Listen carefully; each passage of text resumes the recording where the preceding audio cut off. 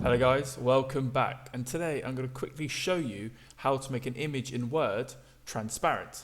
So, first job is to click Insert, and we're going to draw a shape. So we're going to click Shapes, we're going to click on the rectangle, and we're just going to draw an average size rectangle across our page. You're then going to click on the rectangle, so you've got the dials all around it.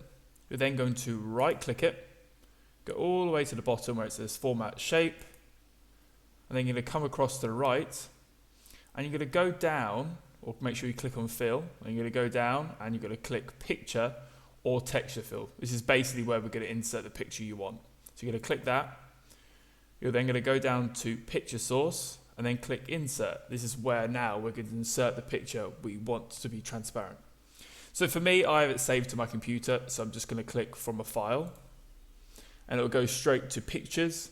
And here is the line that I want to make it transparent. So I'm going to click that. Obviously, you would have to go to wherever you saved your image. You click Insert. So now you have the line or the picture inside of that shape you created earlier. It does have a blue border around it or a line. We can get rid of that later. So again, you're going to click the image, so all the dials come around it. You're then going to come across again to the bucket where it says Fill and Line. You're then going to come all the way down to where it says Transparency. Here we can move it up and down to how transparent you want it. So that's fine for me. You can move it however you like. And to get rid of that line around it, you come over to the bottom, click on the line, and you click No Line.